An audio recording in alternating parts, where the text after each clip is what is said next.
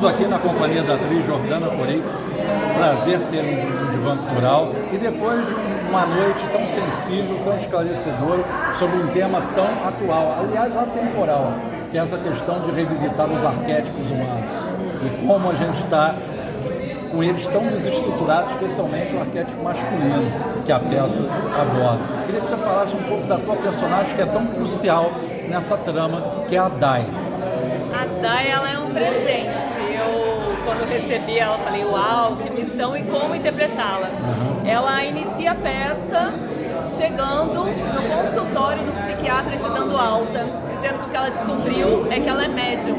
Que todos os diagnósticos, na verdade, ela demorou para se entender, mas ela descobriu uma mediunidade, ela está abrindo um retiro dedicado à cura.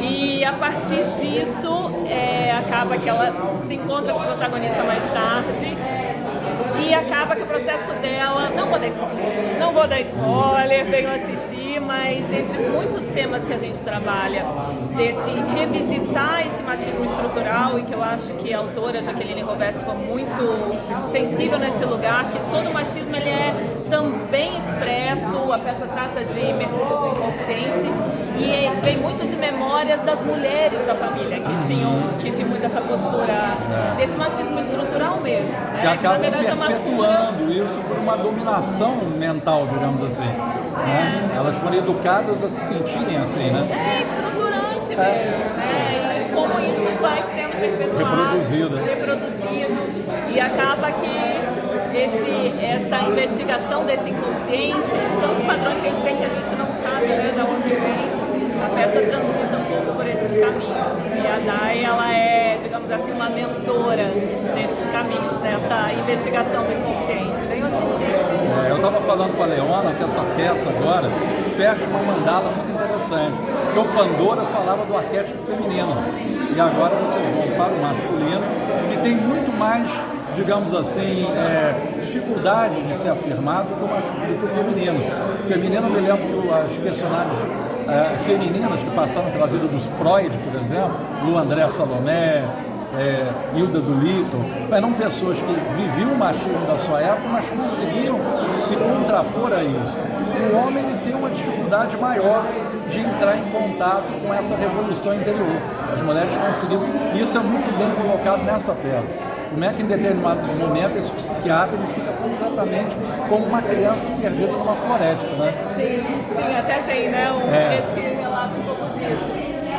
Talvez as mulheres, por uma própria investigação, né? Um lugar mais de um contato interno, eu acho que vem também desse lugar estrutural, né? Que não existe muito, que é homem e mulher, é muita determinação cultural. E nesse lugar eu acredito que a peça ela consegue trazer essa possibilidade de mudança também desse masculino, de se enxergar. Nada é muito congelado, né? Não existe essa ideia de que também nenhuma mulher é bem resolvida. Eu acho que a peça trata um pouco disso. Esse olhar interno vai muito de uma busca da pessoa estar no momento, estar querendo investigar e querendo se enxergar. E isso é possível para os dois gêneros.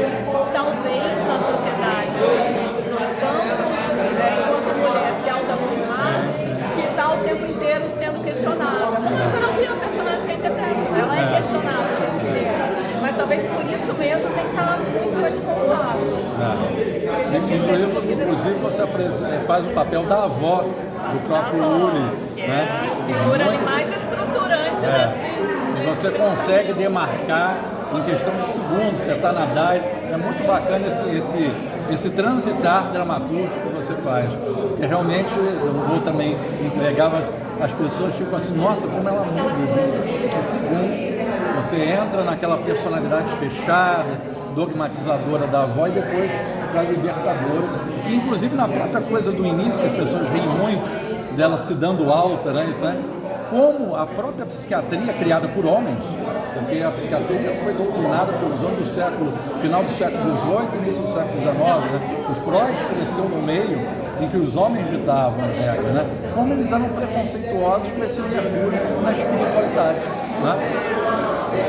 Eu acho que não é uma questão, é uma questão de época mesmo, de geração, né? E não é uma peça, isso deixar claro, não é uma peça que é contra muito pelo contrário. A peça justamente, ela investiga esses mergulhos no inconsciente, que é onde se começou a estudar e entender melhor, até para dar esse embasamento na espiritualidade, foi através da psiquiatria.